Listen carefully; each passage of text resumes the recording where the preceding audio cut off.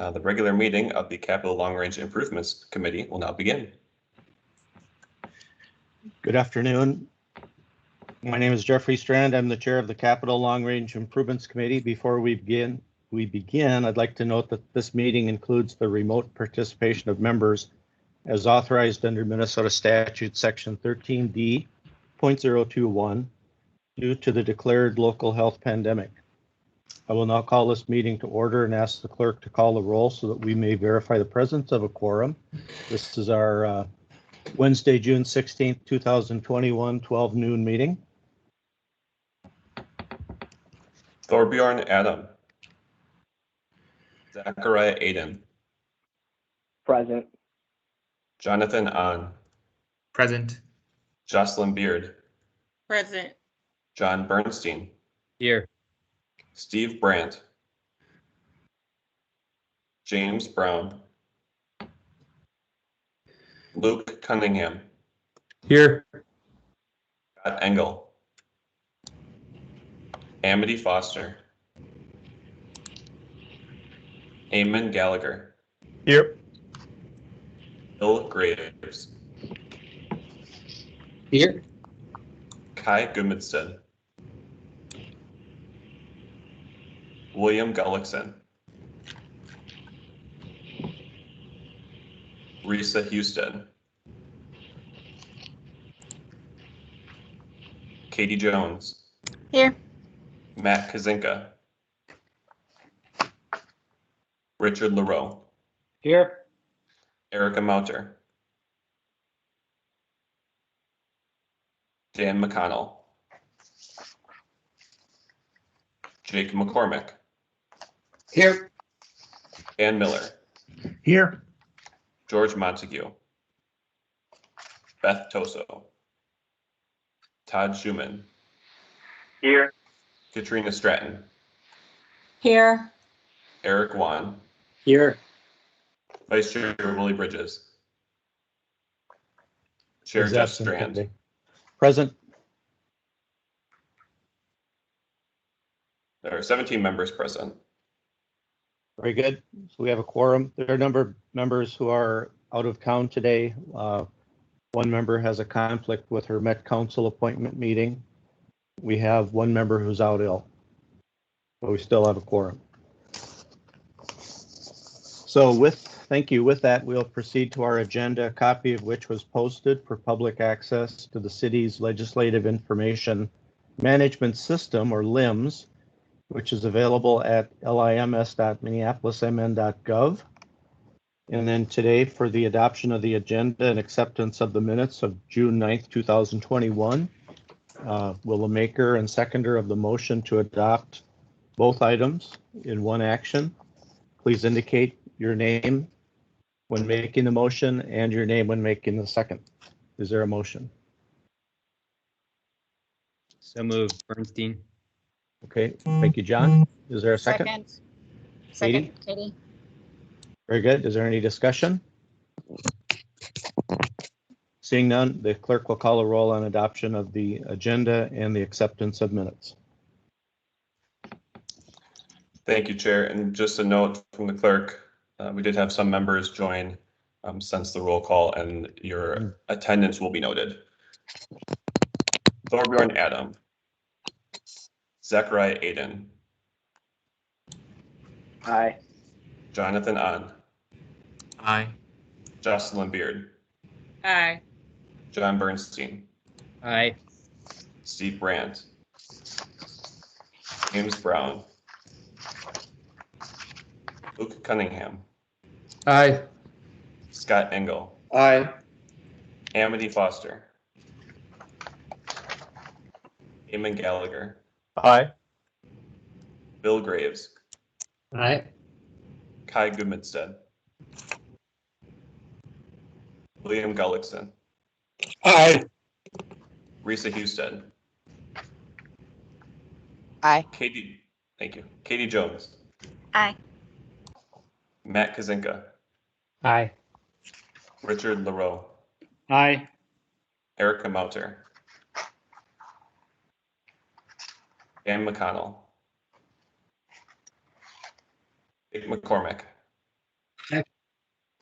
Dan Miller, Aye. George Montague, Beth Toso, Todd Schumann, Aye. Katrina Stratton, Aye. Eric Wan, Aye. Vice Chair Willie Bridges, Chair Just Strand. Aye. There are 20 ayes. Motion adopted. So moving into the agenda. Just a note for members, today we've attempted to time block the agenda. This, I believe, is our meeting number 11. We have 14 meetings, counting the meeting with the mayor to present the report, the executive committee meeting. So the first item, number 4, complete general comments, tabled and open general comments from June 2nd and 9th, 12:15 to 12:45. So we're 5 minutes early. The next item, based on click ratings, look at our preliminary net debt bonds 2022-2027 funding recommendations. And I want to give a shout out to our member, John Bernstein, who has spent the last week meeting with finance staff, and all the finance staff should be commended on the collaboration working together. So John will, with staff, lead that part of the agenda. And then review our work plan for the next 2 meetings, June 23rd and 30th, where we'll be completing the net debt bond and other funding source financial recommendations and the enterprise funds. So June 30th being our last regular meeting. Typically, we will have a social gathering. We may schedule another recap. So next item then is to look at the general comments. Member Eric Wan has kindly agreed that the comments submitted by electronic mail 9:57 a.m. today will be deferred to next week. So we'll put that on the agenda for June 23rd, top of the agenda.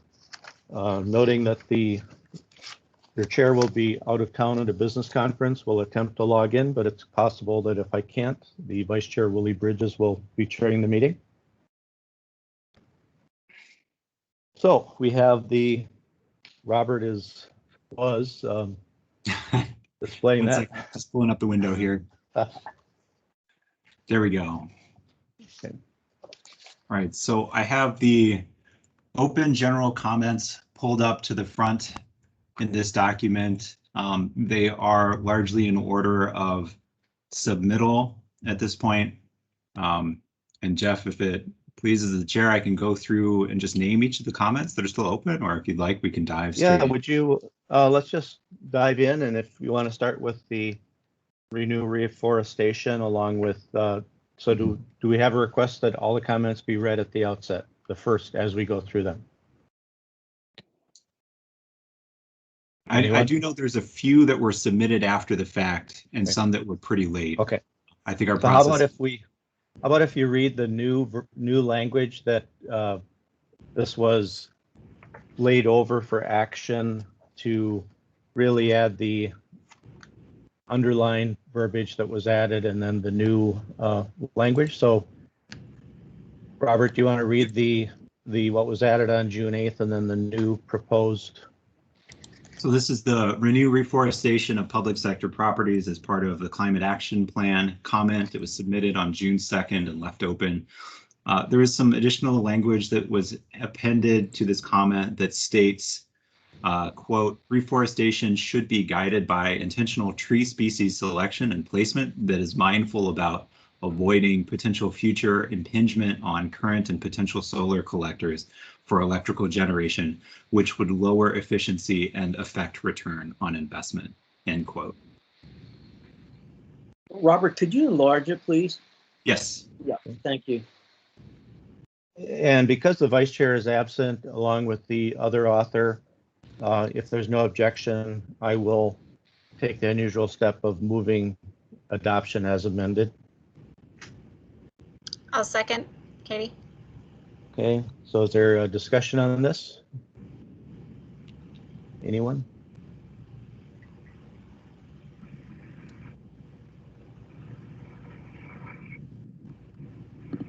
I'm not seeing any hands, or wait.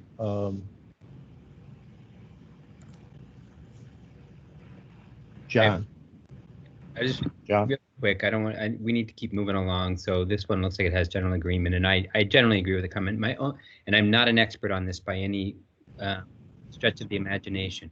I just get a little bit cautious when we get somewhat prescriptive in that new language about intentional. First of all, the park board is pretty good at this stuff. And, you know, they've learned for lots of other reasons to be very intentional about the tree species that they use. And, you know, I just wonder, again, I'm not an expert, Katie and some other people might know better, but I wonder what the offset is with having a tree canopy that actually shades and reduces heat versus making it harder to place solar panels in places where they're, it strikes me as it's a balance, and I'm certainly not an expert on it, and I think we need to be careful about being too prescriptive. I'm not objecting to this, so just sort of throw that out there. Katrina. Well, I am kind of an expert on this, and you know, the park board does a really good job, and then they don't, because the people that go out and plant. I have solar panels. I know Katie has solar panels. I was as board chair of Minnesota Renewable Energy Society, and putting up solar gardens. You would be surprised how much the tree canopy. Only 25% of the available land in Minnesota is even has acceptable solar access. That may have increased now, but if we're going to beat the climate crisis, being able to generate electricity will well offset any heat island generation.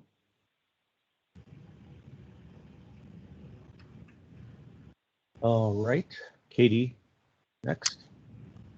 Yeah, I think what makes this okay with me is that it says it's placement that is mindful about these things. So it's still kind of it provides some indication of the value that we're trying to indicate here, but then still leans on staff's expertise. Fair point. John. Okay, if there aren't any other questions, the clerk can call the roll. Zachariah Aiden. Aye. Jonathan On. Aye. Jocelyn Beard.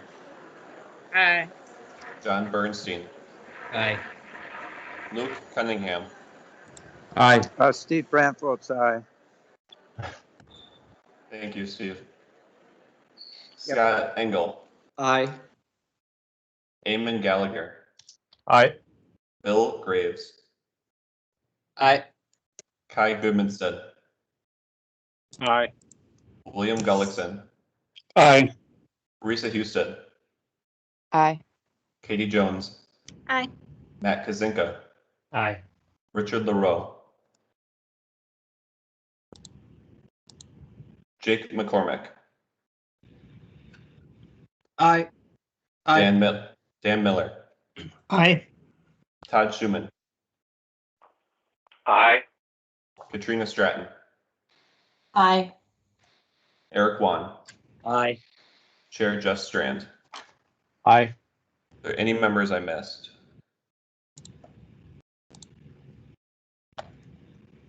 There are 20 ayes. That is adopted into the report. Thank you. The next item is a general comment on reconstruction of off-street bike trails.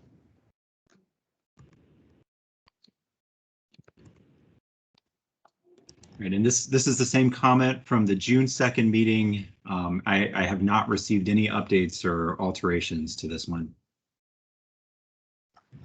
Okay, author Katie, do you want to move that? Yeah, I'll move it. And is there a second? Second. Second. And seconded. Katie, did you want to address it? Yeah, and forgive me, I think maybe even last meeting, and I'm trying to keep up. Had someone included something about metrics and upkeep of bike paths in a different comment? I just want to make sure that I'm not duplicating something.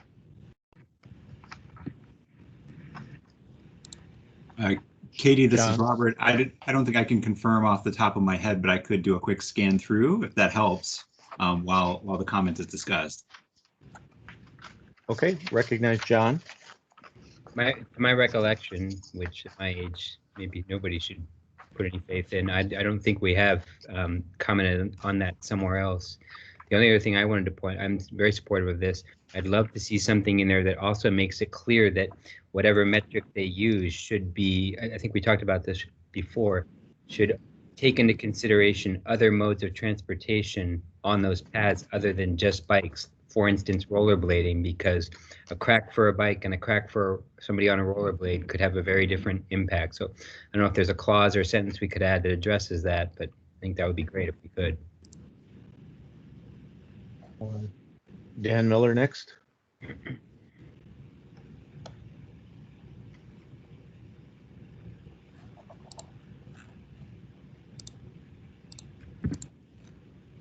Dan?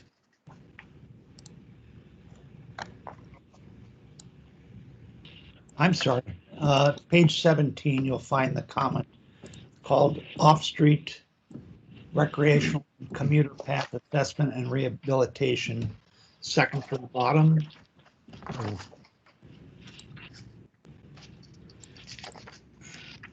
Thank you. That's the one that I have up now. Off-street recreational and commuter path assessment and rehabilitation.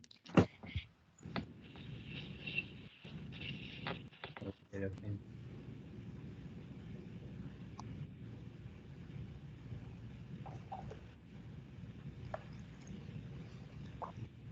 Thanks for pointing that out, Dan. And projecting it, Robert.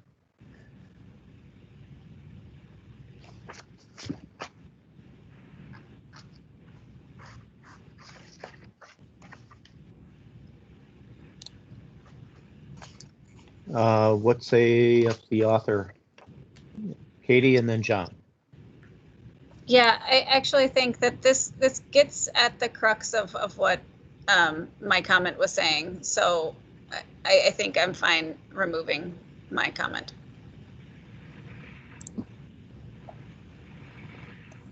John? Dan, are you the author of this comment that we passed? No, I think Steve Brandt was. Well, I had some input, but Steve Brandt did the heavy lifting on it.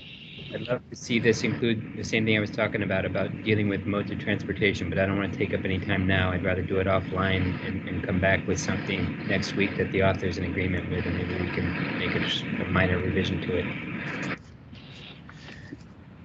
Without objection, then how about if the author and mover and seconder don't object, then if we just lay this over for action at the beginning of the meeting next week and see if you can incorporate any of this into the previously adopted. No objection noted, so moving on to the next one.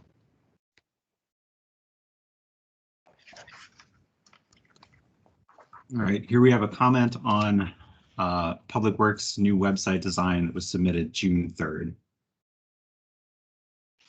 We need this read.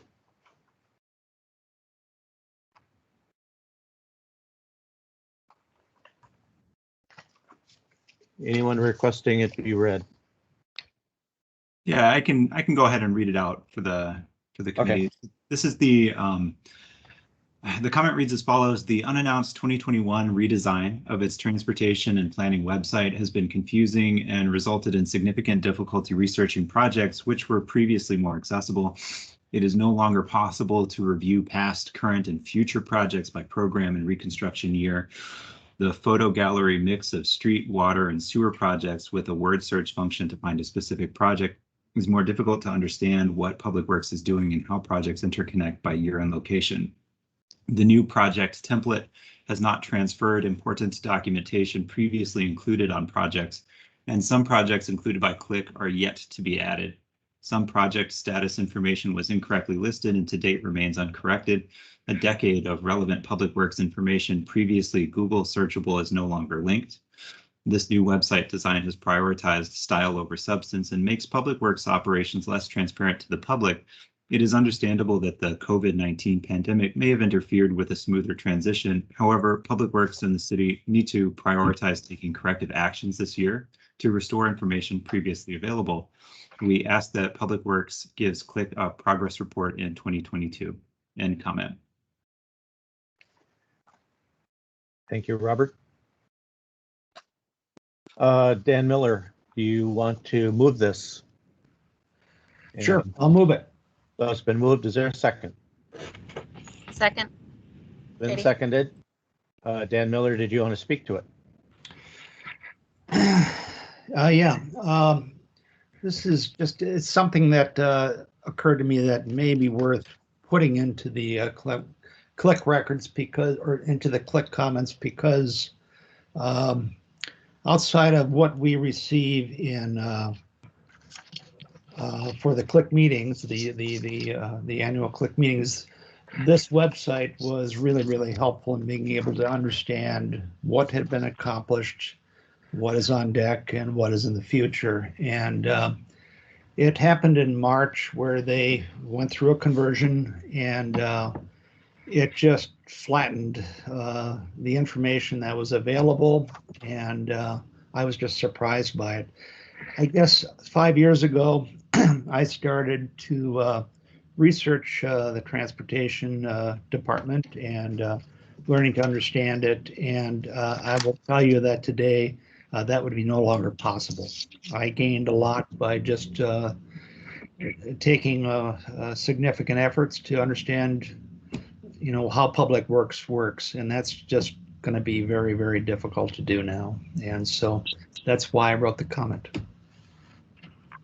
Thanks, Dan. Are there any other questions or comments? Okay, scrolling through, I'm not seeing any other hands. Last call, the clerk will call a roll on this one. Zachariah Aiden. Jonathan On. Aye.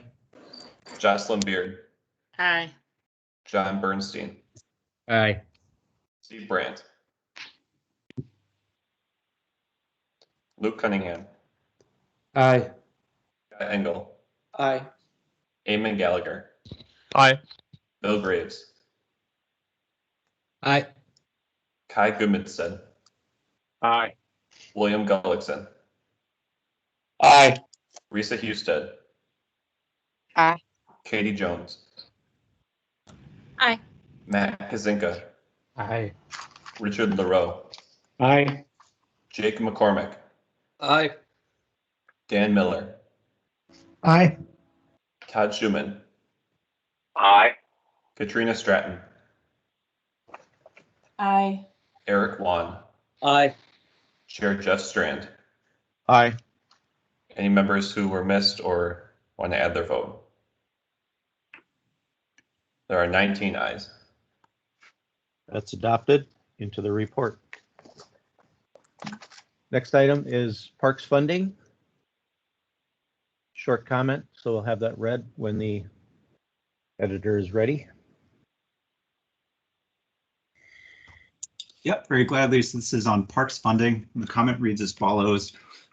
As MPRB moves to accomplish the goals laid out in its 20-year neighborhood parks plan, CLIC wishes to be as knowledgeable and involved in the funding process for parks as possible. In pursuit of this goal, CLIC would ask that MPRB commit to educating CLIC members about the process by which that plan will be accomplished through both city and non-city allocated funds, and particularly the unique funding structure of parks across the city. Thank you, Robert.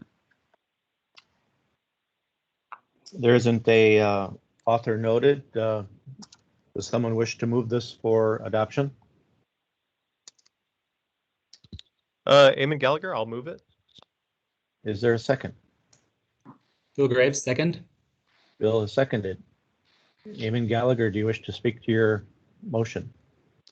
Yeah, this was comments that Eric and Bill Graves and I worked on. Bill had brought a comment previously about kind of transparency for the MPRB funding process and ranking procedure for projects, which he may want to speak to a little bit more. But this is just intended to kind of set the stage for us to be able to act more intelligently about that, if that is something that we decide that we would like to write a future comment about, because I think it is something that would benefit from kind of further explication as we move forward. So rather than commenting about the process as it stands, this just kind of sets the stage for us to be able to be more informed as we do that in the future. Thank you. I saw Katie hand raised briefly, and or Bill.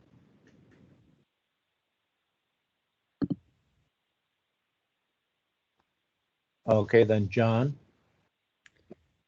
All right, thanks. I'm going to vote no on this. In my view, the park board over the last, well, since Adam Arvidsson has been the guy who's been the presenter for us, which I'm not sure exactly how long it's been. It's probably somewhere in the neighborhood of 3 to 5 years. The park board has been by far the most transparent and the most clear about their process. And this phrase in here about CLIC being involved in the funding process, I find to be inappropriate. It's not our job to be involved in the funding process. It's our job to make recommendations based on the funding that any department requests. So to me, to call out the department that's doing the best job and ask them to do more, instead of calling out the rest of the city departments that are not anywhere close to what the park is doing, doesn't make any sense. So voting no. Next is Bill. Yeah, thank you. So I'm wondering, John, if there's language change that would change your vote from a yes, from a no to a yes. You know, I think particularly the language around approving funds versus how you had phrased it. If that language was changed, would that change your position? I don't think so, because of the last thing I said. I mean, again, this is just my personal view. The park board is actually, they've gone from being the worst, you probably have to go back 10 to 15 years ago, to being the best in terms of the information they provide and the transparency they give us. Now, while we may want more, asking them to do even more when there's other departments that are glaringly worse than them, and we're not making a comment about that, just doesn't make sense to me. And I think that a comment like this would be much better directed at the departments that are most deficient, and that's not the park board in my view. Next we have Katie and then Katrina, and then I'll ask if anyone else wishes to speak a first time before recognizing Eamon. So Katie and Katrina.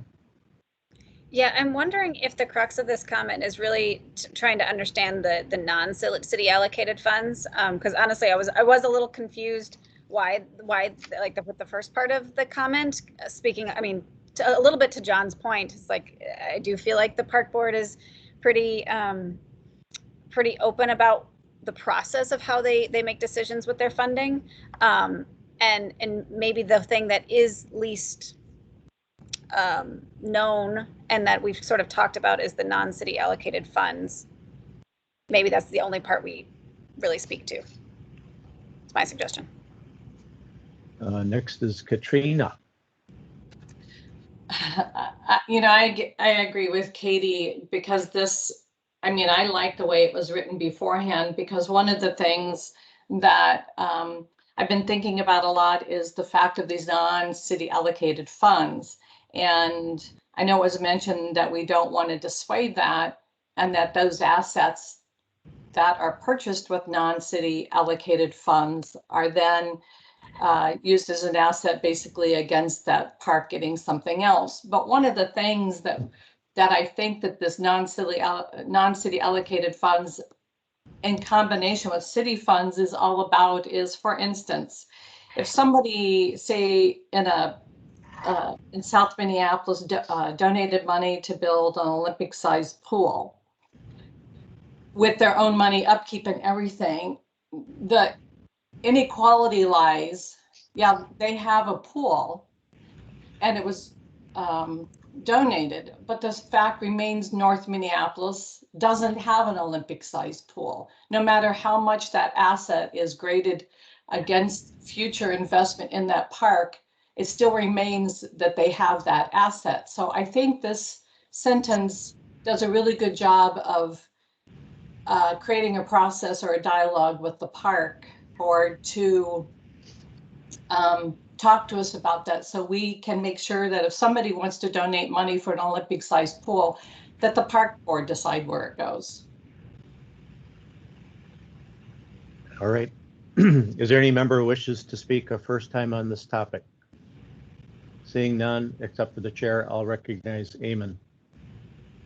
Yeah, and I would just, comment that this is in no way meant to be any kind of a reprimand to the park board, but I do think it is relatively indisputable, and I'm a first-year member, and we do rank park projects, so we do take part in the way they are funded that way, and I did feel this year as we approached that I did not have a full understanding of the way that they presented their rankings to us and the way that we interacted with that process. So the intent here is both to kind of highlight the mix of funding that the parks receive, but also because I talked to Adam and I talked to you, John, and I found a lot of what you said persuasive about the fact that we want to ensure that parks funding is progressive within the city, and we also want to make sure that parks receive as much funding as possible, and effectively make use of private funds when they are able to do so. So I think it is important to get that whole picture, just to be effective members of this council.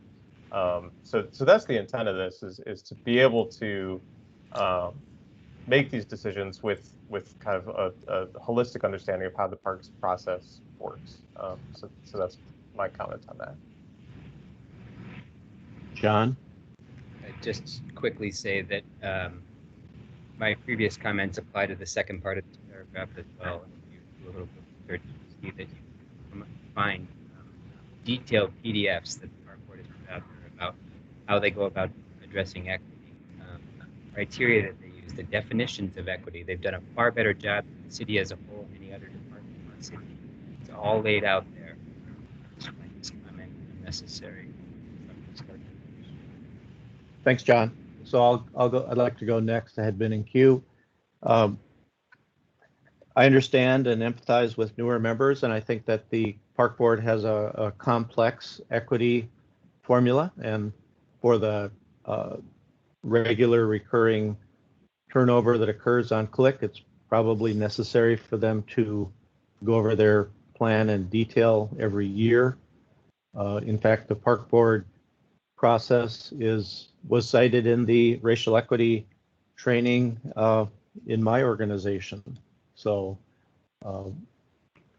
I think the intent, I can see the intent of the comment, and I just, maybe it's not criticizing the park board, it's just saying that because we have onboarding of new members and the information that is a fairly complex equity formula or schema, that it may be necessary simply to review it in detail annually.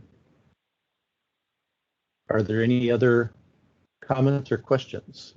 If not, clerk will call the roll on this.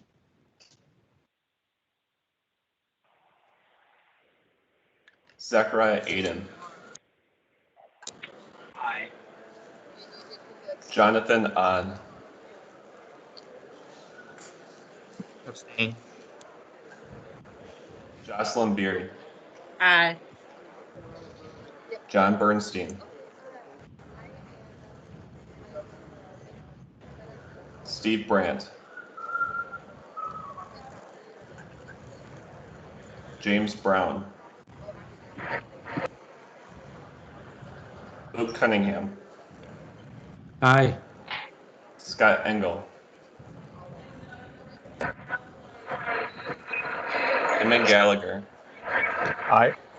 Justin, did you get my vote? I think I might have been muted.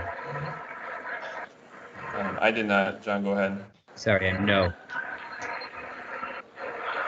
Brandt votes no as well. I think I was having phone troubles. I'm in an airport.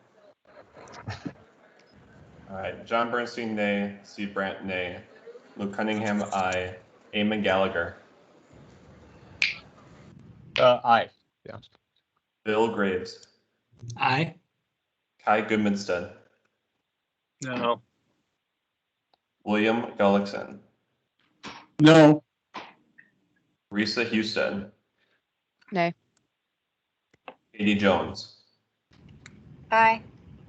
Matt Kazinka, Aye. Richard LaRoe, Nay. Jake McCormick, No. Dan Miller, No. Todd Schumann, Aye. Katrina Stratton, Aye. Eric Wan, Aye. Chair Jeff Strand. Aye.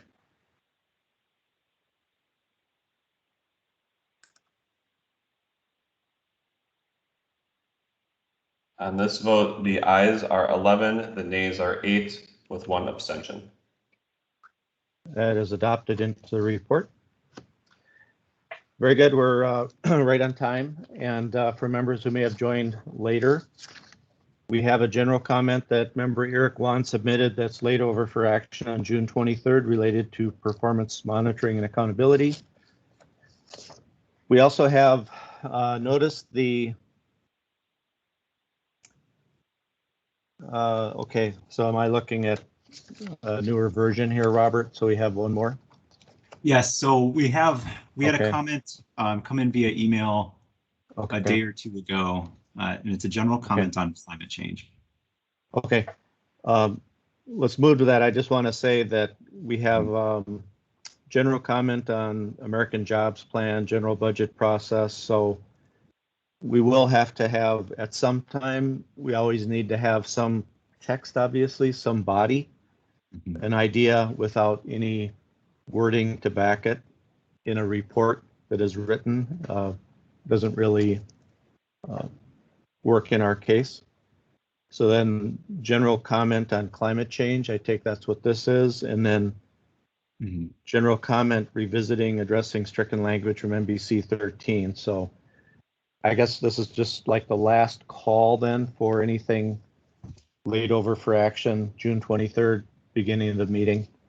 So let's move on to the general comment on climate change, new. So the clerk can read that, please. Yep, I'll gladly do so. I do note one hand up right now. Okay, John. I was going to offer a motion, so I'll wait till Robert reads it. Okay. So this is a general comment on climate change. The comment reads as follows. Areas where climate change is used, it should refer to the City of Minneapolis Resolution number 2019 R-422 or current updated resolution. Quote, declaring that there is a climate emergency which demands a massive scale mobilization to halt, reverse, and address its consequences and causes of climate change, end quote. By using, quote, climate change, end quote, rather than internationally acknowledged, quote, climate emergency, end quote, it diminishes the actuality of our current situation, end comment. All right, and remember, John, the practice has been to recognize the author. I think the practice is to have a motion. Am I wrong about that? Jeff? You're not incorrect, but go ahead, John, with your motion, then I will recognize the comment author if there's a second. I move to strike the comment, and I'll comment on that if that motion gets a second. Is there a second? Second, Bill Gullickson. Okay, so recognizing John and then Katrina. So this has nothing to do with the legitimacy of the content of the comment. It has to do with the appropriateness of the content within the context of CLIC. Comment addresses climate change and has no reference to a specific project, projects generally, or anything else. This is about somebody's view about policy as it relates to climate change. We're all, of course, welcome to have our opinions about that, but this is not the venue to be espousing those views.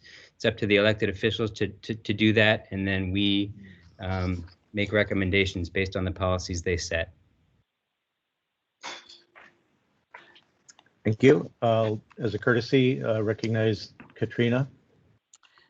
This is not about policy. When people submit their reports, it's about using the correct language that the city has made a resolution about. In their project proposals, they all use the language of climate change. Since the city has declared a climate emergency, this is about changing the language that each one of these projects uses. And I think by changing the language and using the language from the resolution will have a different impact when you read the project proposals. That's why I submitted. This has nothing to do with anything other than language in their documents. Thank you. Recognizing Katie Jones. Yeah, I think that there is a way to make this work. I mean, to Katrina, I think there's what Katrina just said, I don't think fully comes through in the comment. And so it could be revised to recommend that staff use the city approved, recognizing the city approved resolution, and recognize that that should be used when creating policy proposals or project proposals. And is there anyone who wishes to speak for a first time on this issue? If not, I'll recognize, we'll have Rich, and then John, and then Katrina. This is Rich. I didn't get to see this until just today. I guess it was included in the email that was shared with us. Was that today or was that yesterday? In any case, I just went to the resolution and read it, and they do in fact use the language climate emergency, but there was no directive of any kind to do so in other documentation or submittals. So when I read this the first time, it implied that using climate emergency was a specific directive. I don't think that's the case. They used it for their declaration, but there seemed to be no specific requirement for other departments to need to use it. We also now have Matt Kazinka, first time speaker. So Matt, and then John and Katrina. Yeah, I think I think I agree with much of the intent of this proposal around, asking that departments refer to, use the language of climate emergency where appropriate. I think something about this that doesn't sit quite right for me is sort of suggesting that we, like semantics sort of plug in climate emergency instead of climate change in the language that we use. I don't think that always makes sense just from the sort of verbiage perspective. And I think there's plenty of places where it is appropriate to refer to climate change rather than the climate emergency. So that I think this feels a little too prescriptive to me in that way. However, I think a comment sort of encouraging references to the climate emergency and this policy, I feel generally okay with.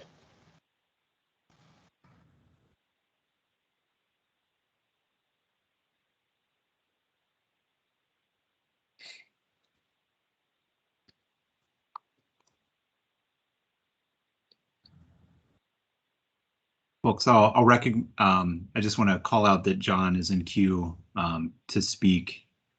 Jeff, I think you might be on mute right now. Oh, I'm sorry. I must have, yeah, John and then Katrina. Yeah, I stand by my comments. The CBRs that we get from the departments have tremendous number of deficiencies, from the lack of data to imprecise language. And I just, calling out this specific thing and nothing else, again, whether it's direct or indirect, this is about trying to make a statement about a policy. and a view of a policy, even if it's indirect, and I think it's not appropriate for us to do. And we'll go to Katrina. I would love Katie or somebody that writes. I'm not a writer, as you can tell, but referring to the resolution and using climate change and climate emergency, it's just going by making sure that people are recognizing that there isn't a climate emergency. And as you go through and read the proposals, you can see where the language can be, where climate emergency can be used and climate change should be used. So I agree with both of the, Katie and I forget who else made the other comment, but I agree with them.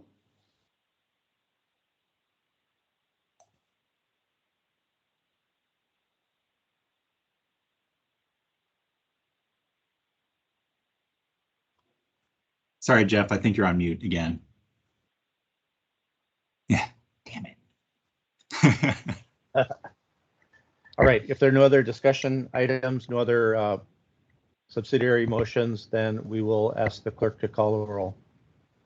Can you clarify the motion again, please? Motion was to strike. Correct. So the motion to strike general comment on climate change. Zachariah Aiden. Oh, I was just to clarify. So a yes would mean that this comment would go away. correct. Zachariah Aiden. Aye. Jonathan on. No. Jocelyn Beard.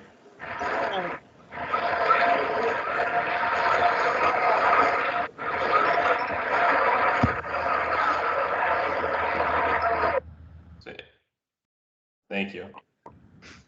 John Bernstein. Aye. Steve Brandt.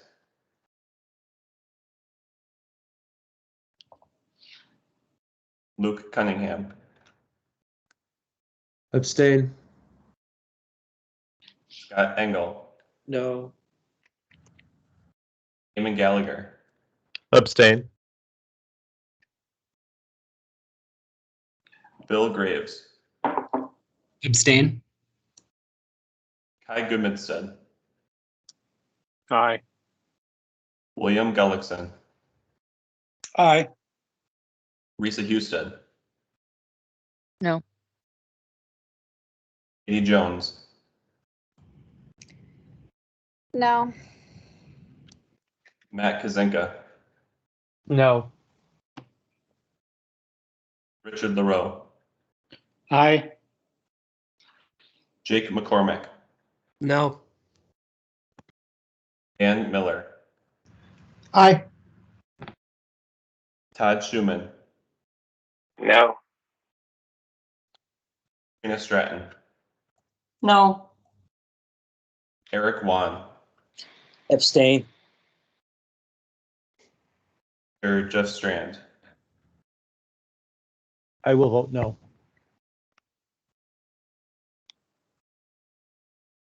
Just, I know we had some background noise. For the clerk, can you confirm, Jocelyn Beard, can you confirm your vote for me? No. And Steve Brandt. I believe you were muted. I was an aye.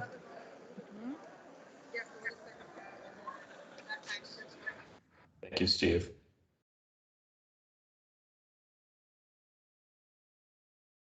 There are 6 ayes, 11 nays, and 4 abstentions.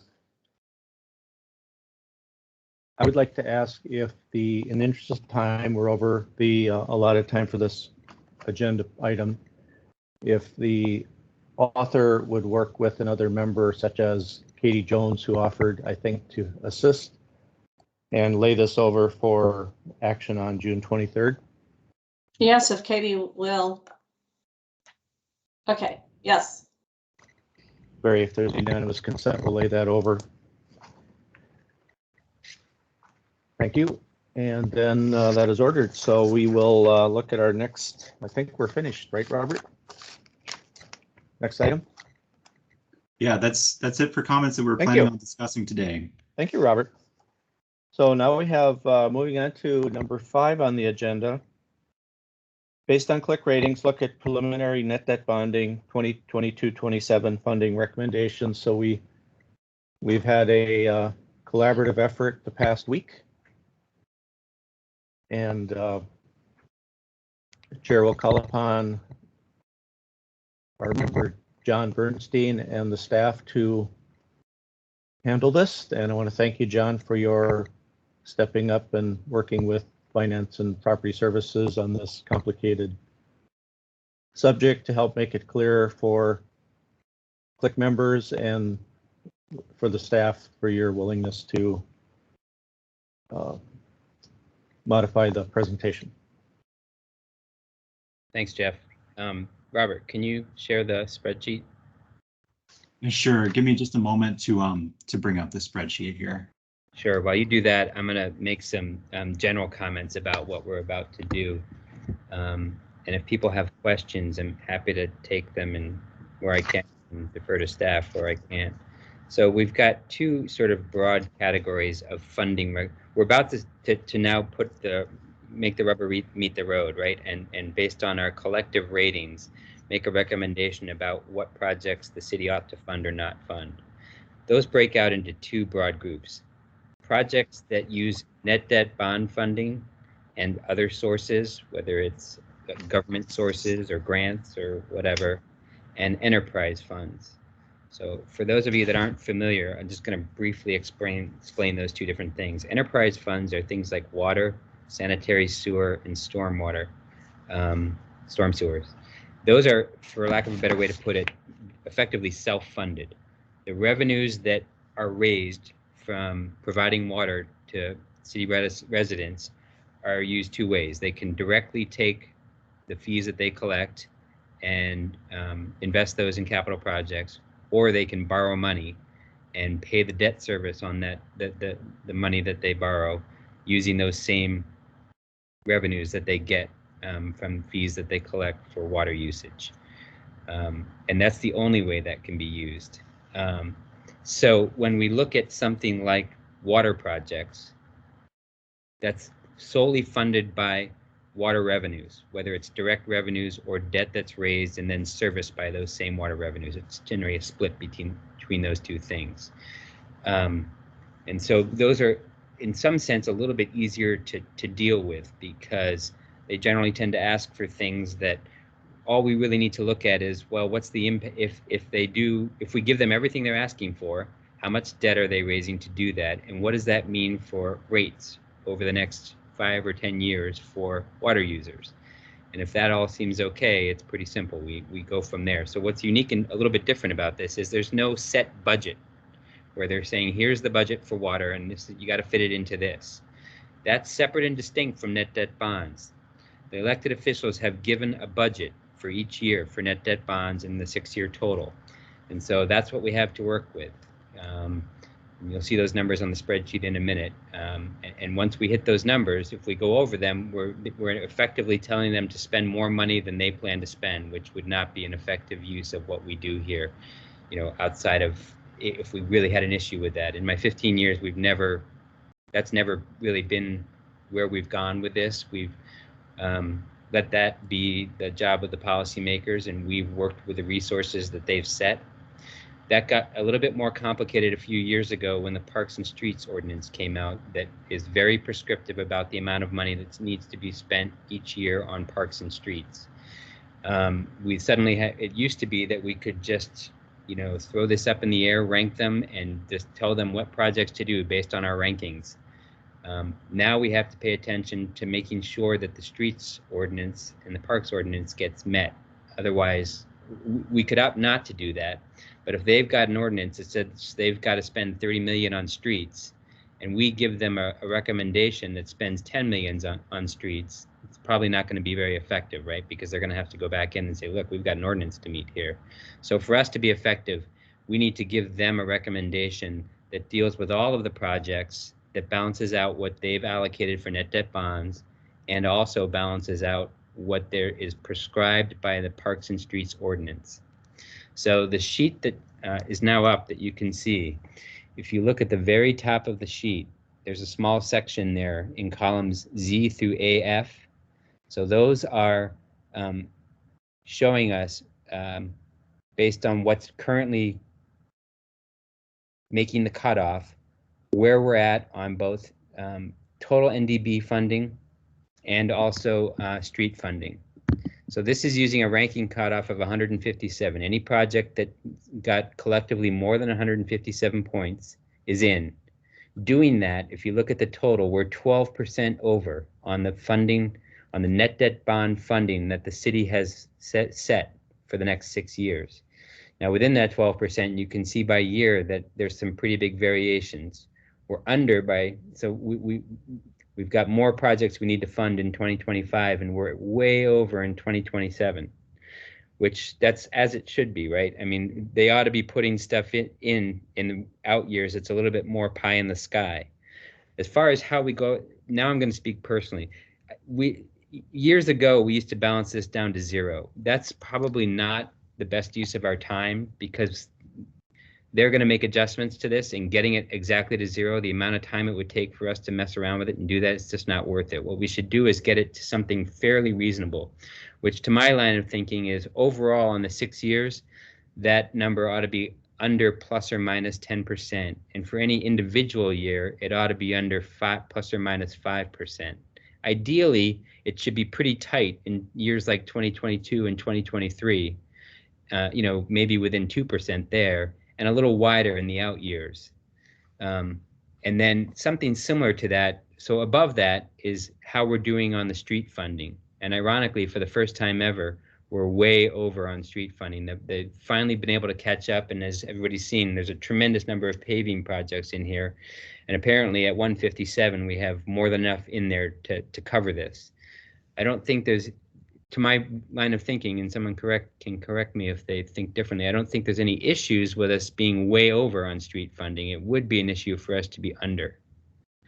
So I don't think just because it's over, I don't think we necessarily have to cut that back. At the same time, if there's some big projects that have just missed, and by cutting out some street paving projects that are also close to the line, we can get some other stuff done, that might be something to look at. Quick question, John. Yeah, go ahead, Katie.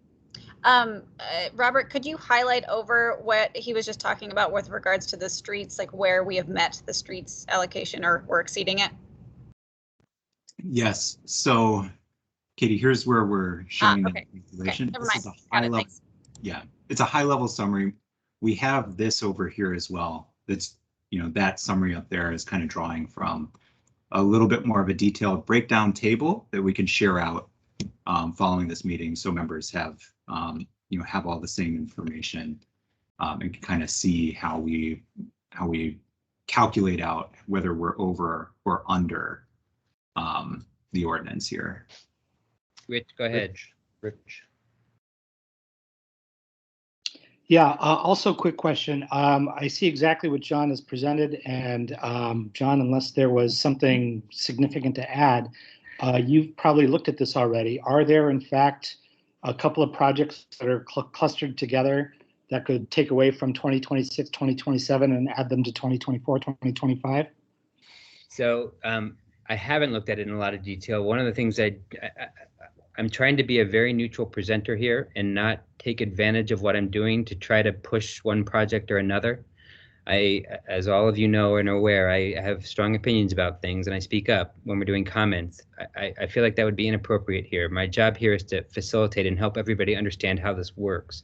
So the next step for us, so we've used 157 as a cutoff. And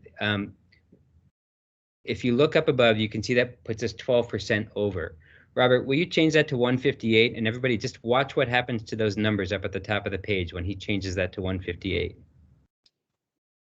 So by cutting out any project by 1 point, we're now underfunded by 3%, and we're balanced in 2022. I'd almost suggest that this might be a better starting point. It gets us a little closer. It's really nice to be, we've got just a couple things to deal with if we go with 158. I don't know what that cut out specifically. We'd have to go in and look. Our job now for the rest of the time we've got is to go through and ideally look at the projects that are near that line, above or below, and decide what to put in or take out to get those bottom line numbers on net debt bond funding to balance a little bit better than they are right now. We're at this level, we're great in 2022 and we're great on the total, but we got some work to do in 2024, 2025, and 2027. And John, you have let's look at the Amelia and Eric. Sorry, go ahead. You. Okay. Yeah, I just wanted to speak to the parks issue a little bit, but if you want to keep walking through the spreadsheet, that's fine. Or if now's a good time to talk about it. Go ahead, Amelia. Okay, great. So the Parks and Streets Ordinance is a tricky one. And I want to just call out that this line, row number 2, includes all of the funding that we're doing on streets types projects. So it includes special assessments and our state aid dollars. And Robert, maybe could you scroll over to the breakdown of those? There we go. Very gladly. Let me just bring it up on the screen real quick. And so, there we go. And so, Robert, please correct me if I get any of this not quite right, but this is showing, or when we're talking about the Parks and Streets Ordinance, the way you'll hear Public Works discuss it is they think about general fund and net debt bond spending first. They think about the base spending that they were doing on streets before the ordinance was passed, which I think is about $8 million. And then there's the prescribed amount that is required to be added each year as a part of the ordinance. And those are the dollars that typically Public Works will track to say this is how we're meeting the ordinance or not. Then MSA and any other federal dollars or anything else are added on top of that to give a fuller picture of the dollars spent on streets. But when Public Works is tracking the ordinance and when they're asked about are we meeting that ordinance, they're really just looking at the general fund cash or bond proceed sources for that. So being able to answer that question about are we really meeting the ordinance requires a little bit more analysis, which we are happy to do. And if you guys are interested in sort of getting Public Works point of view on wherever you're landing, I'm happy to facilitate that as well. But I just wanted to bring out that nuance and say that we need to do a little bit more digging to be able to make that sort of stamp of approval we've met the ordinance or not. I just wanted to call that out at the beginning. So I'll just point out that that's a bit of a change from what Public Works has communicated to us in the past. What we've always talked about with them, or what they've always talked about with us, is what's listed there as qualified funds. So that's net debt bonds plus these other categories. And it's one of the important things to note that we've never done is we don't go into projects and say, let's change around the source of funds for this project. I know you Public Works have said you want to use X dollars from net debt bonds and X dollars from MSA, but we think you should do this. That's beyond, we don't have the detail or the context to start messing around with that. We either fund projects or don't fund projects, and all of the funding that goes with it comes with it or doesn't come with it. So in that sense, we're not messing around with trying to favor using a certain source of funds over another source of funds. We're letting the departments make those decisions because they have the information to do that. The one minor exception to that, it's not around sources so much, is when we get to balancing this thing, there may be a few places where we'll do something like change around the years that they're asking for it. We don't like doing it, but sometimes that's the only way we can get something to balance reasonably. The other thing we've done sometimes is partially fund something. But again, when we do that, we don't go in and look at sources. We say, you're asking for 8 million, we think you ought to have 6 million. We don't say what sources that ought to come from. And those things are rare, but they do happen sometimes. And John, typically on those, we only do that within programs and not projects. So it's usually within like the paving program, because a project has a defined scope, and so if we take money out of there, that could likely blow up the whole project. Whereas a program has a bunch of smaller projects within it.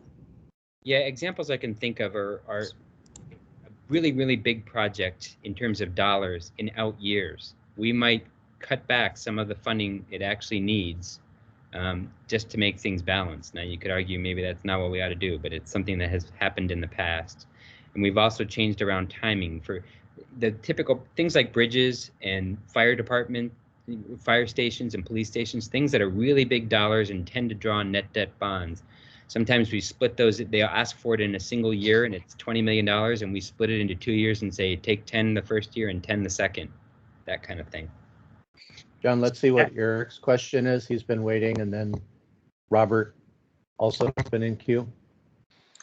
Okay, there are two parts to my question. The first is, John, could you refresh my memory? At the beginning of this click year, we met with the mayor and the council, and you had a general comment regarding net debt bonds and a problem that they created last year in terms of estimates. I don't recall what the statement was, but it stuck with me as being important. That's number one. And number two is backlogs, project backlogs.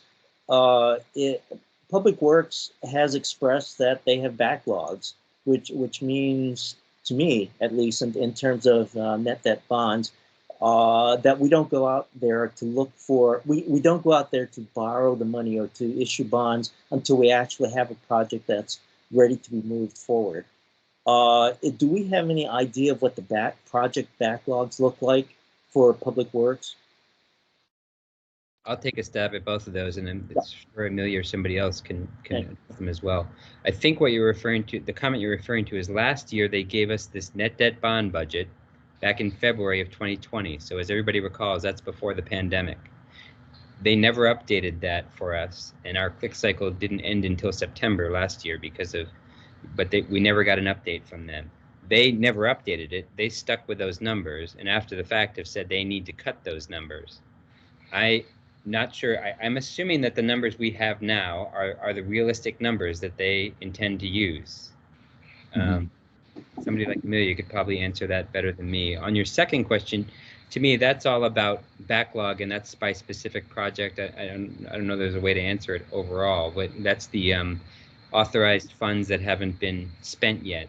But again, so people, as I understand it, bonds don't get issued and money sits in the bank and waits 3 years for a project to happen. Bonds get authorized, and when they're ready to roll, then they issue the bonds. So these backlogs of money is not money sitting in a bank doing nothing that they're paying interest on. It's money that's been authorized to be spent that has not yet been spent. So the problem with that, from our perspective, is that it's taking up space, right? So if there's another project that's ready to go, that if you authorized it, they'd issue the debt and get going on it. That money that's sitting there in projects that are behind are taking up some of that space. So that's where that issue is. Yeah, and to that point, I do want to just raise that Neil Younghands, who may or may not be on the call, has been helping out to the extent that finance centrally helps out with that process of going back through and double checking what appropriations are still outstanding, so that certain projects that we had every indication of we're going to get out the door aren't now just sitting on appropriation and kind of eating up capacity within the bonding program. So we do some of that sweeping through of what resources have been allocated out versus what resources are actually being used before we come into this year's process. And I think anybody who's been deeply involved in a large rolling capital program knows that that's it's a never-ending process, and you have to approach it really holistically. But we do try and go back through and sweep up those appropriations. To John's point, we don't issue. I mean, it's probably debatable if you really want to get into the weeds on it, but we don't. We try not to issue bonds until we're absolutely certain that those resources are going to be needed and expended, because we start incurring interest on it. So I did want to, just kind of jump in and point that out.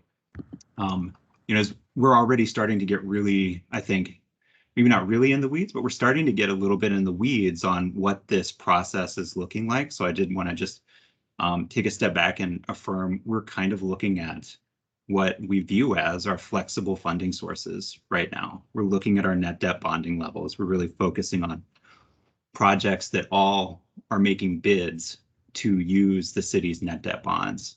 We have some published levels this year, as John referred to, of what we think the city can maintain in terms of net debt bonds, with some slight increases over time, really to attempt to account for inflationary increases over time, really high level.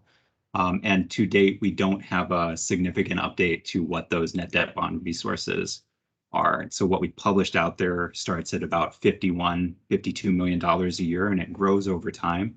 Those are the net debt bonds that we can leverage this year, and that we're asking CLIC to help program, to fully program those net debt bonds this year, so that we can recommend a capital improvement program to the mayor's office. And to do that, we use this spreadsheet.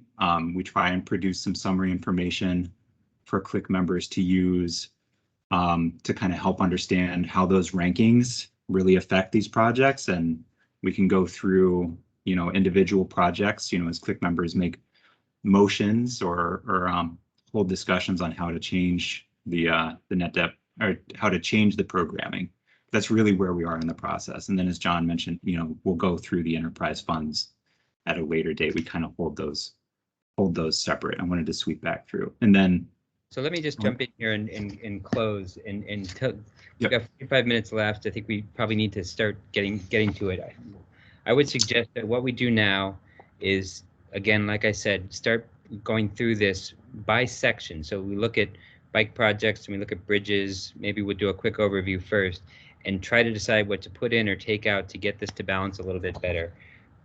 There's one formatting difference this year that I think everybody will be well served if you are able to pull up or print the ranking sheet that that Justin distributed this morning, so that you're able to see quickly, for instance, within the park board, the projects by rank, so you can quickly find the project. Well, that's a bad example because the lowest ranked park board project is 161, so they're all in. But if you, for some of these other, let's take public grounds. So the cutoff is at 158, if you could put that back, Robert. So PSD 25 just misses at 152. So we can start having a discussion about which projects we might want to add in or take out or whatever. So I'll stop there and turn this back to Jeff. Thank you, John. Before I go to Katie, the staff also had a short PowerPoint since we have 15 minutes left in this segment. Would it be useful to at least just walk through the 3-page PowerPoint that gives a high level of what we'll be doing next with the spreadsheet data that has been organized? And then also, John, in terms of the 157 projects, MBC 13, 4th Street sidewalk, exterior light poles was one. The 2nd Street PV 166, 2nd Street Northeast Broadway to Lowry, BR 134 Bridge 9 program was at 157. Then we had PV 166, MBC 13, BR 134. I guess I repeated those. So the members have just received this today. It's pretty fresh, and along with the ratings. So whatever the members wish to do, they want to jump in and say, we'll go with 158 versus 157 and start the work. Then I would anticipate for the next meeting, people would come with motions and rationale for saying, I want to change this CBR project, or I want to add or delete. So that's how this process has worked in the past. Katie. Yeah, I had a question about access to documents, because I think that spreadsheet, has that spreadsheet been sent out? No, that spreadsheet has not been sent out yet, nor I think a summary of what like the 158 ranking would do. Because I think we have the option to send out both the spreadsheet as well as a more simplified version recognizing that the spreadsheet can take some time to get familiar with, but some members may just like to look through the program and say, yep, it's very clear which ones, we'd like to add or not add to the program. Yeah, I think personally it would be really helpful to get a spreadsheet. And yeah, I just noticed that like when the full ranking was sent out, that it was in a PDF, and I'd love it in spreadsheet form so I can filter and rank it just for my own understandability. Sure. Back to John. Yeah, I just would respectfully suggest that spending the last half hour of our meeting talking about what we're going to do for the next 2 meetings may not be the best use of time. If we need to do something like that, I don't think we need 30 minutes for that, and I think our time would be better spent right now, even if people aren't ready to dive in and start making motions, at least going through this program by program and pointing out so people can see, what project just missed the cutoff and what project just made the cutoff, so we can start to think thoughtfully about what we want to add in or take out. Eric, you have a hand raised? A request for John. John, could you throw us a few examples here on how to look at it? For example, 911 fell below the line at 152. This is for new people here. So one possibility is we could say that 911 is important enough to pull up. Is that an example that we could give people? Yeah, let's do it with NBC because that missed by 1. So can you scroll over? Jeff, sorry, not Jeff, Robert. Can you scroll all the way over so people can see the whole? There we go. Keep going. It's not all fitting on the screen. All right, let's find NBC. Which NBC was it again? That was at 157. There it is. NBC 13. All right, so that's don't do anything yet. That's a request for $150,000 in net debt bonds in 2022. So we can add that one in. That's not going to help anything because we're already at 0. We're balanced in 2022. That doesn't mean we shouldn't add it. And at 150,000, it's barely going to change that. So if people feel strongly that that's a project we ought to put in, we can put it in. That's not going to move our numbers much. So that's one example. Let's go down to the next one there. Let's go to to NBC 10. That misses by a little more. That's at 143. That's going to change the numbers a lot more meaningfully because that's 3.6 million in 2024, where we're under by 12 million. So that would take about a quarter of the underfunding out if we were to add that project in. But at the same time, it misses by a fair amount. And there's a project just below that, NBC 12, that actually scores higher. The problem with that one, as you see, is that's going to put us over in it'll help 2023, 2024, 2025, but it's going to put us over in 2022. So this is where this starts to get tricky and where sometimes we end up having to say, push things out a year or don't fund it quite as much in a given year. This is where we will shift around funding by year to get things to balance. Or it could be that $2.5 million over in 2022 is still within if it's under 5%, maybe we don't worry about it. Bill Graves has his hand raised. Thank you. As I'm new to this committee, I'm wondering if John or anyone else could share kind of historic lenses by which you've undergone this rebalancing process. Do you look at, citywide impact to make sure that parts of the city aren't overly balanced? Do you look across, different divisions? What have you done historically, kind of from a holistic perspective, to inform some of those decisions? So I'm speaking, I think my answer is going to be personal because I don't know that there's any other way to do it. So if Jeff wants to share his view, that's fine too. My sense at this point is we largely defer to the scores because those are the scores of the entire committee. And I think it's important that we give those a lot of respect. And some of the criteria that you just cited should be reflected in the scores, whether you agree with it or not. That's what the committee's come up with. That's not to say that we only fund the next ones down in a very linear fashion. Sometimes we do jump down a little bit further. Maybe it's because it seems like a good project, it missed for whatever reason, and it helps with our funding. We don't do things like, when the cutoff is 158, we don't fund things that are at 100. but we might fund something that's at 145 and not fund something that's at 150. And that might have more to do with getting the funding to balance than anything else, honestly. Another factor that we sometimes look into is like whether there's federal funding or whether there's other strings that are attached that, like, if net debt bonds are not allocated to this, then we lose that. Absolutely. Yep. But again, prior monies expended. Right. We wouldn't necessarily fund a project that's really lowly rated just because we're going to lose federal funds over it. If we think it's a bad project, there's no point in throwing money at it, right? But that's usually not the case. But what Katie said is absolutely true. So that's a point well taken by John that we don't need the full half hour just to talk about the work plan for the next 2 meetings, but basically, did staff have the PowerPoint? Did you want to just walk through that? Yeah, I can give a brief 5 minutes or so. I can give a brief. We do that, and then we can. I think John's suggestion was a good one to just hold off on motions today because everybody's fresh.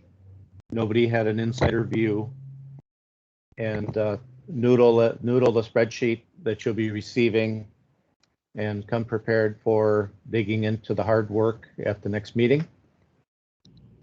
Jeff, if I can just, I had another thing to answer Bill's question that came to mind, was that especially given our requirement now for funding streets and parks, and now that especially that they're over allocated, yeah, that, can take away from other needs of the city. Like when you were talking about balancing between the different departments, I think that might be something that may come up more for consideration this year. Yeah. I just wanted to say real quick, I just want to make sure that this is clear. I think if we went to Public Works with that list, they would not say they're over allocated compared to the ordinance funding. So I think that needs to be pulled apart a little bit more. And as I said, I'm happy to sort of be a liaison with our Public Works department and bring them in as needed. Maybe I could work with you this week to try to get that sorted out for the spreadsheet for this coming week, so we know that we've got the right numbers and that we're not doing something different than Public Works. Sounds great. Well, and that kind of gets to another complication in a way, because one of our frustrations over the past couple of years, particularly with parks, was that they were hitting their allocation directly on the expected budget, and that then doesn't give us any say in what is being put forward. And so in some ways it is better for them to be over allocated so we can have a voice in what is prioritized. Yep, absolutely. Just to underscore that, just to make sure everybody understands what Katie just said.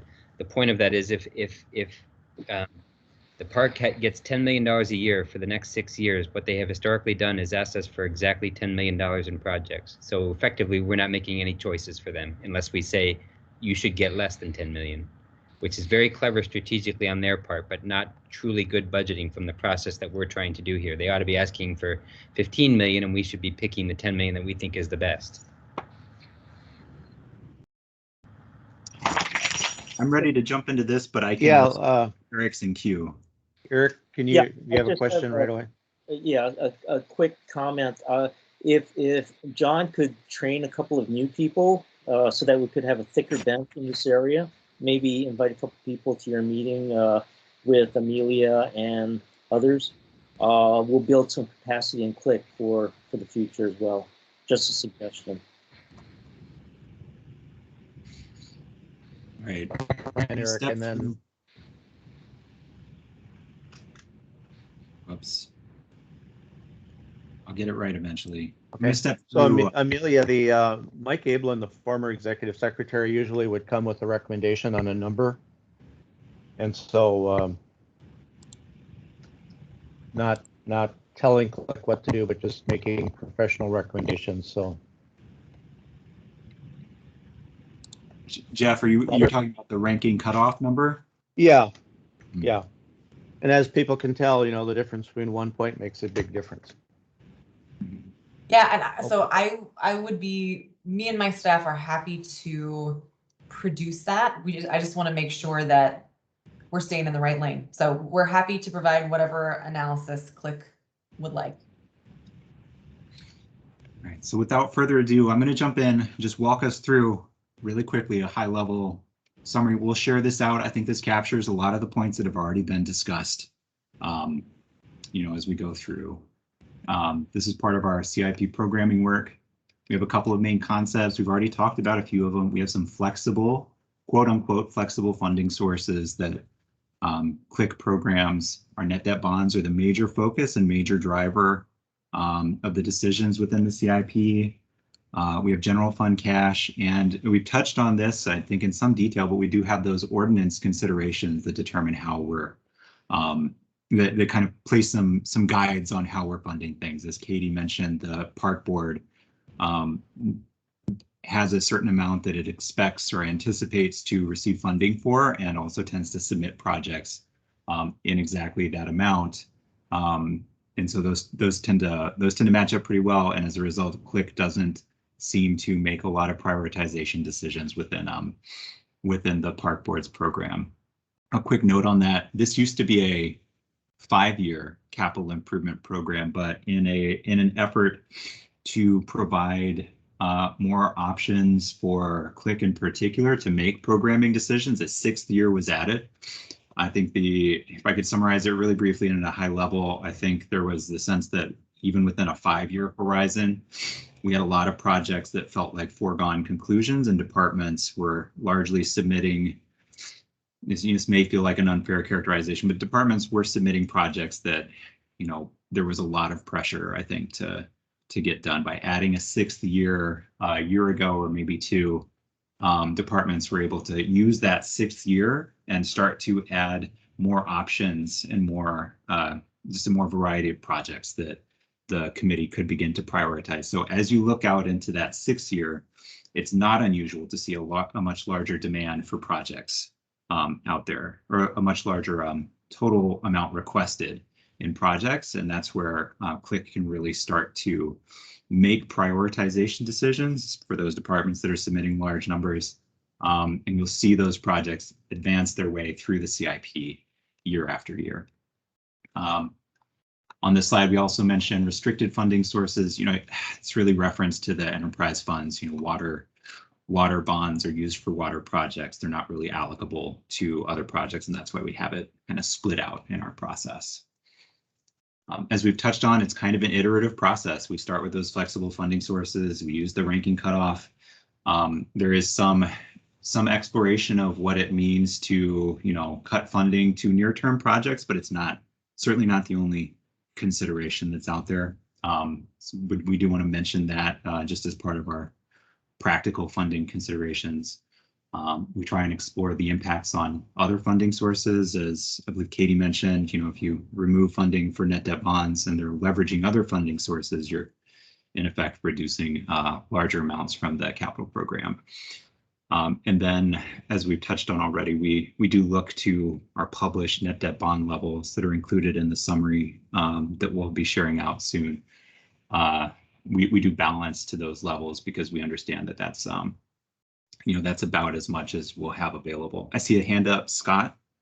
Yeah, I have a question, Robert. I think this might be the only example of this, but off-street parking, that's kind of an enterprise fund that's funding the maintenance of the parking facilities, mostly downtown. One thing I've never understood is we seem to just say, well, the money's coming in from the parking, so we might as well just put it back into maintenance of these facilities because they're generating the revenue. This one is different, however, because whatever isn't spent back onto the parking ramps goes into the general fund. Is that correct? It's, I think that's a great high-level summary of how the parking fund has tended to work if you look at it one way, but there's really different elements to it. They have their annual maintenance work. They have their annual capital program that they're trying to accomplish to maintain facilities. They have their operating budget, which is another separate piece. And then parking funds are eligible to support the general fund within the city of Minneapolis. And so, certain amounts are transferred out of the parking fund every year. I think there's a close association between that transfer and other transportation related work that gets done. But yeah, those are the different elements that we work through. Well, that one I find hard to make a decision about, because I guess it's only my second year, but how do we know, like, if you don't give it $6 million in 2027, does that mean they're going to collapse? They don't give us that kind of information, right? So, so I think the CLIC has just automatically just provided the funding because it's generated through parking fees. So I guess that's just an unusual one, but it seems weird. Amelia has something. Yeah, I think some really good question, Scott. One thing I just wanted to clarify is that you are right. There is a scheduled sort of regular transfer from the parking fund into the general fund, but it's not an automatic one. So it's not sort of a automatic sweeping of whatever's left over back to the general fund. That is a sort of a policy decision that gets made as a part of the budget process. There is a financing plan that we publish every year, a part of our regular adopted budget for the parking fund that we're happy to circulate to help shed a little bit more light on that question. Thanks, Amelia. Please continue, Robert. Yep, sure. And so we have a few considerations or rules of the road, for lack of a better term, that we use. I think we started to touch on a few of them. CLIC does have the capacity to, recommend delaying or deferring a project, but it's really hard to do if the project is already, going into the ground. Out year projects, though, are certainly a lot easier if we're looking for balancing decisions, or if you're looking to support a recommendation with moving another project. It's a lot easier to look to the out years or to projects that we know are not going forward yet, and delay or defer funding in those years. We've had challenges making those recommendations for projects that are already very much slated for work in the coming year. A general word of caution, really, our net debt bonds. We have a certain amount of net debt bonds available. I think some of John's comments really speak to this. We can over or under program slightly those bonding levels, but it becomes a challenge if we, over program too much in the early years and under program in the late years. I think one of the challenges that we've just kind of gotten out from under is, this perpetually front loading the CIP. It looks balanced, but then you come back the next year and you add too much in the first year again. We're in fact just ramping up our net debt bond program a little bit faster than we otherwise would. So we really do, we're aware of that. And you might hear staff make some comments to that effect, just depending on what the recommendation starts to look like as it starts to come together. This last bullet, I think I would summarize it and revise it slightly. We're still having conversations trying to navigate that streets programming and understand the best interpretation for how to assess and program up to the streets level. But we think about it a lot. We spend a lot of time on it as part of the process, and staff needs some time, I think, at the end of this process to review and understand where we end up as part of the streets funding calculations. So one concept that we wanted to introduce this year, I think just at a very high level, is that of an incremental CIP. This slide presents an option on that, but I think it speaks to the fact that there's some funding uncertainty. And we touched on that a little bit. I think even our net debt bond recommendations may be high or low by a certain percentage, and that represents certain uncertainty by CLIC, because we're not entirely sure what our final funding levels are going to be. But if something were to change between now and December materially for a given project, because that is a decent amount of time, it is good to understand that it might be good to program or over program a certain amount in order to ensure that, even if something were to change for a given project, you still have some other projects that are kind of waiting in the wings for implementation if funding were to be able to extend to that amount. And it's good to understand, or at least consider the alternative if there is not, if there's not enough funding, what are the projects that are likely to drop out of the CIP based purely upon rankings and decisions made by a click throughout this process. Yeah, just wanted to touch on that. And then I won't cover this here because we're already covering it during the meeting, but we have just some breakdowns of what is contained in that programming worksheet. So to the extent anybody is interested in really delving into that, got a few screenshots that'll help with that. We are also planning on just sharing out what the CIP looks like based on our scoring cutoff. So, if you're not inclined to peel apart this worksheet and its multiple formulas, you'll at least have a product and be able to understand what is in and out based on rankings and whatever else is covered. So we'll update this, send it around so folks have this summary. It really is just a high-level overview of our process, and I think lays out a few of the concepts that you'll see as we go through this process. Okay, let's go to Eric and then John. Yeah, Robert, is there a way for us to look at equity impacts of the program that is being perhaps by neighborhoods, perhaps by populations, perhaps by specific areas, for example, Lake Street, the impacts of this on Lake Street recovery, our proposals for North Side, et cetera. Is there a way to slice and dice the data so that we know not simply what our intentions were, but what the impacts would be on various populations? Eric, I think that's an incredible question. We rely heavily on the criteria that we have that comes from the CBRs and the rankings that we're getting out of those CBRs.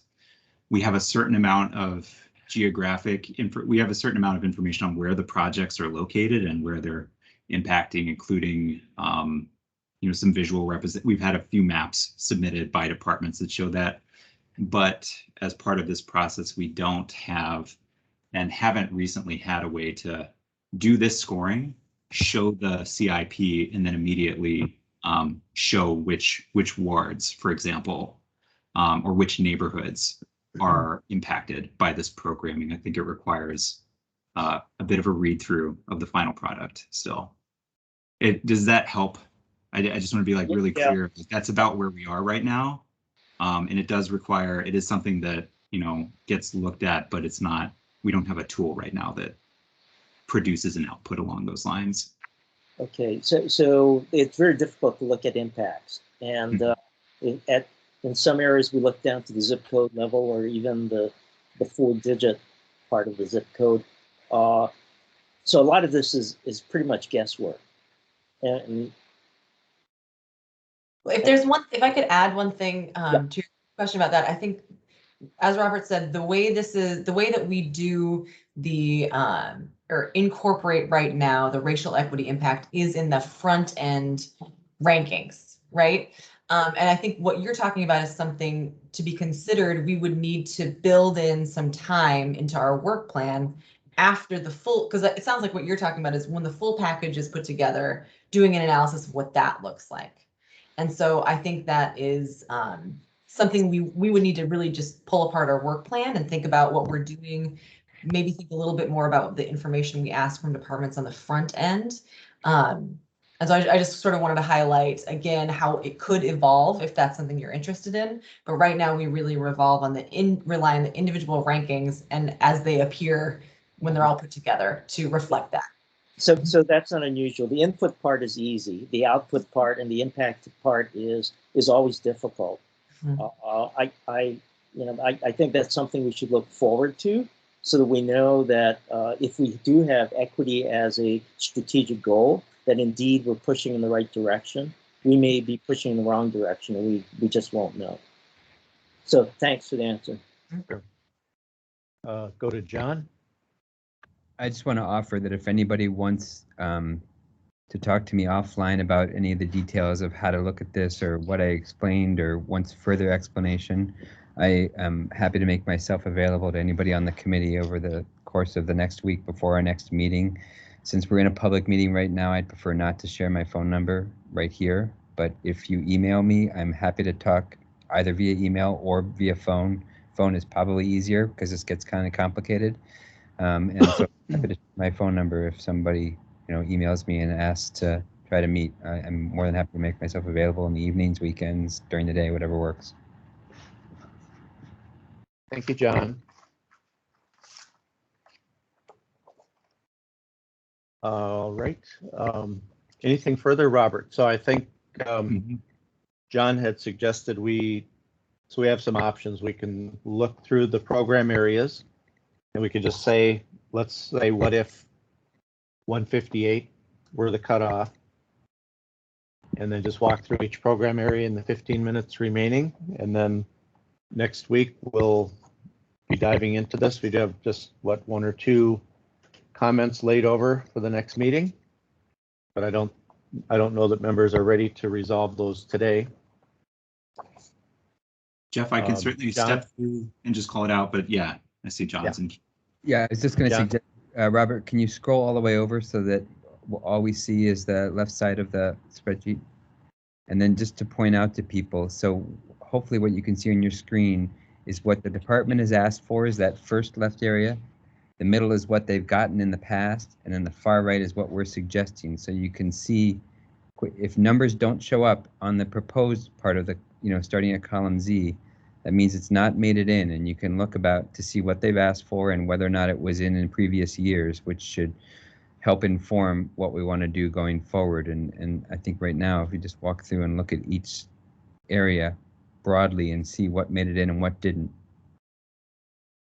Right. So exactly to that point, if you've got any blanks showing up in here for a given project, it means it's not being funded. It was requested, but there's no funding going through. And I'll just step through really quickly by program. Using that 150. Yep. Scroll back though, so people have the context of what they can see, whether it was what was asked for. Can everybody see proposed still? There we go. This might be a little bit fine detail on the screen. So I'll try and step through. I'm just going to call out what we've got showing up under that 158 point cutoff out of 300 points. At a high level in total, this is still a little bit under our available net debt bond resources.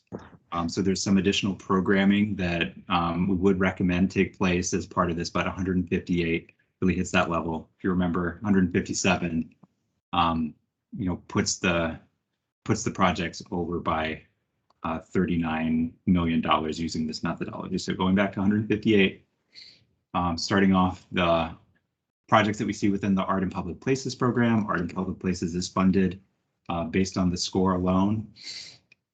Moving down to bicycle and pedestrian projects, our general bicycle and pedestrian program is funded BP 001, Safe Routes to School, BP 004, intersection and crossing improvements, and then BP 006, 18th Avenue Northeast Trail. What is not funded using the scoring cutoff is Northside Greenway, Phase 1. It scores 157.8 points, and the cutoff is 158 points that we've got here. And then our public space program, BP 008, is also not funded. I'll step forward to the bridges program. So that's 2 bike ped projects that are not funded using the scoring cutoff. Stepping down to our bridges program, BP 001, our general bridges program, is funded using the score. Nicollet Avenue over Minnehaha Creek is also funded. And then the remaining bridge programs using this score are not funded, 2 of which are, I would describe as reasonably close to the score, but are below the scoring cutoff. So Cedar Lake Road bridges over Bassett Creek, the Bridge 9 program, and Pillsbury Avenue South are not funded using the scoring cutoff. Moving on to public grounds and facilities. Projects that are funded: Fire Station number 11, Fire Station number 1, and then PSD 16, which is our farm, correct me if I'm wrong, which should be our farmers market project. And then that leaves the remainder of the public grounds and facilities projects unfunded. That includes new Fire Station 19, 1st Police Precinct, 4th Police Precinct, PSD 15, which now I am going to blank on and need help remembering which one that one was. PSD 20, which is the new public service building and City Hall improvements project. PSD 21, Hiawatha Training and Recruitment Center. PSD 22, or regulatory services, animal care and control. I can't remember what it stands for. It's also not funded. Our training and wellness facility. I'm going to skip solar for just one moment. Our 911 facility, our radio improvements projects are also not funded. I have marked in this sheet solar as being funded, or as making the cutoff, I should say. But I am noting for Click that it should not be included in the final programming. This has nothing to do with the scores or anything around the project. The project manager has found an alternative way, essentially, for the city to finance some of these solar improvements. I think we can provide an update on that, but it no longer requires the full capital request in order to implement the project. So we're not recommending we allocate resources toward the project via the CIP, essentially. That covers our public grounds and facilities. So we only have a few projects that make that cutoff: Fire Station number 11, Fire Station number 1, and then our farmers market project. Moving on to the Municipal Building Commission. Our life safety projects that make the cutoff are our life safety improvements project and our mechanical systems upgrade, as well as the building-wide electrical upgrades. Projects that don't make it in include our exterior improvements, safety improvements, non-stage work areas. That 4th Street sidewalk and exterior light poles upgrade project that John mentioned was just under the cutoff. And then the Elevator 12 modernization project. So 3 projects in and the rest out for the Municipal Building Commission. The Park Board, all projects passed that scoring cutoff, so we're not recommending, just based on the scores, any Park Board projects miss funding. I see a hand up, Jeff.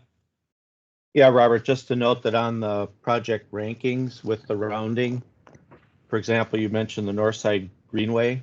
It is shown as 158 on this other ranking sheet that we were sent because of the rounding up, and so it's what, 157.8.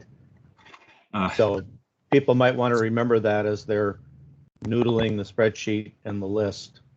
That's right. Thank you, Jeff. And Katie has requested that we send out the Excel spreadsheet. I think when we recirculate it, we can either add a decimal or yeah.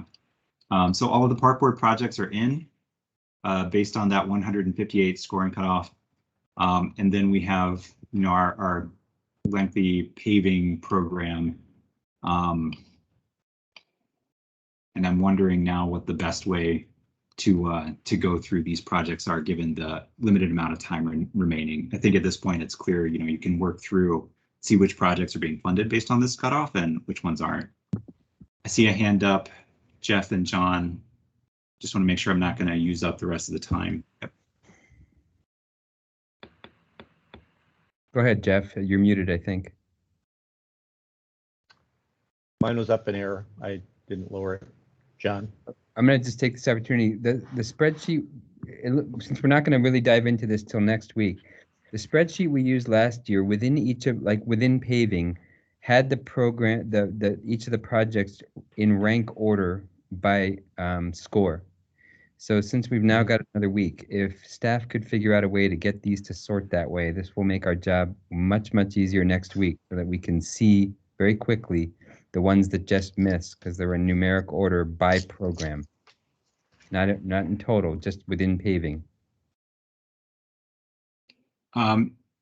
John, I just want to confirm we should be able to do that with a little bit more lead time. I think the idea would be to get this spreadsheet out with plenty of time for folks to really winnow through it if they want to, or just kind of appreciate how it works if they want to spend their time differently in the final few meetings that we've got.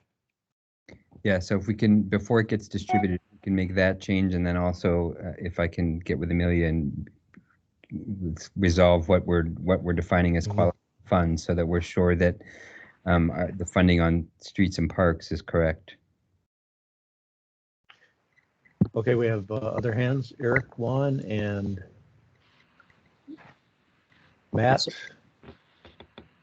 Robert, is there a way to generate a report of the racial equity scores and rank them, all these projects along the lines of racial equity score? I'm noticing the North Side Greenway, for example, is a very high priority in terms of racial equity, and it falls below the line. And I'd just like to see what it looks like across the board. Is that a report that can be generated? Yeah, we can certainly break out any individual scoring element. We can break out the average score that a given project received for an individual criteria. I think in the past, we haven't really circulated individual members' scores on anything, but I don't know if that's a decision point either, but we can provide averages. That'd be great. Very clearly, yeah. Yeah, thanks. Yeah, Robert, member scores are historically available to the appointing authority. Okay. And only by mistake have they been shared with the entire group. Matt? Yeah, this might be covered by John's suggestion earlier about if these can just be ranked by score. I think that would be very helpful visually to understand it. I think the other option would be using conditional formatting on column T to have it say highlight in green all of the scores that are above the score cutoff in cell V13, and highlight in yellow or red scores that are below it. So just wanted to put that out there as one thing I was anticipating doing when I got my hands on the sheet. Sure. Okay, we have 5 minutes remaining. Jeff, I didn't have much more. Okay. I mean, I personally didn't have much more to cover except for any introductory remarks or background on this sheet. And we've got a little bit of time preserved for a work plan, but okay. I think that was really just a whole time to think about any requests or any additional work. Okay, we have 3. Dan, Amelia, and John. Just a real quick preference check for this group, because my team's about to dive into an afternoon and tomorrow morning of regular budget processes. So would you prefer to get this email immediately and wait a couple days for the changes that you've recommended, or would you rather wait a couple days and get them? I just want to be honest about our time constraints this week.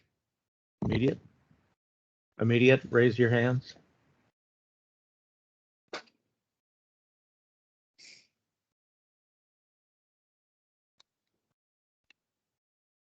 Okay.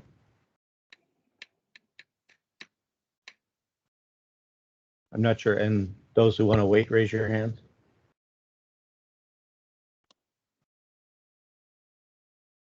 I think we're having an overlap, Amelia, but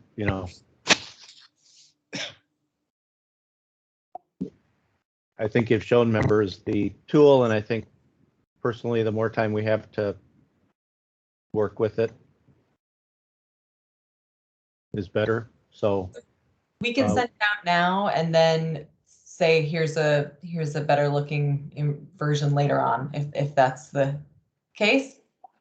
Yeah, we understand you have other work to do, that you don't work solely with Click. Got the big ARP, millions and hundreds of millions. So Dan, and then John and Katrina, and then we'll be running up on our 2 o'clock adjournment.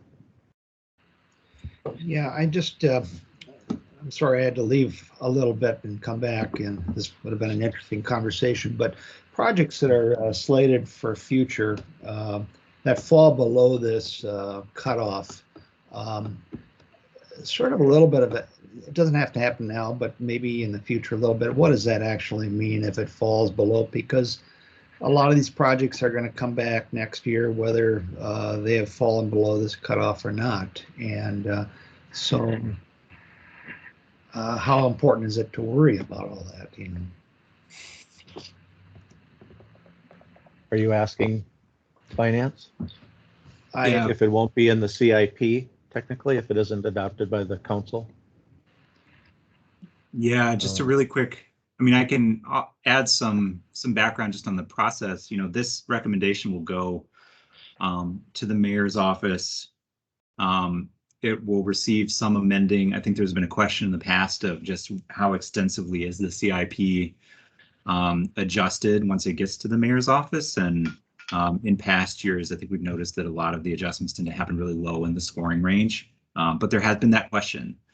And I don't want to, I mean, I certainly don't have as much background on it, but I know that it has been a question before the committee as well of, you know, how much to anticipate what the city already has going on and how much to make a recommendation based, you know, entirely upon this year's scores, or to make a recommendation based on this year's scores as well as, you know, whatever the recommendation was last year. I think that's it's a global question for the committee as we go through the scoring process and ranking and programming. Thanks, Robert. We have two more people, John and Katrina, and we should probably wrap up. Thanks. I'll respond really quickly to what Dan said, and then I just wanted to point something out. You know, just a reminder to everybody, we are an advisory committee. We, in fact, have no teeth. The strength of what we say is based on how much the elected officials choose to follow it. The reality is they tend to follow it pretty well. They all like to say that they follow it at 95%, which is inaccurate. It's never at 95%. It's probably closer to 85. And if you go back 25 years ago, it was a lot lower than that. But that's our job, is to be advisory. So I don't think the decisions the recommendations we make are not set in stone.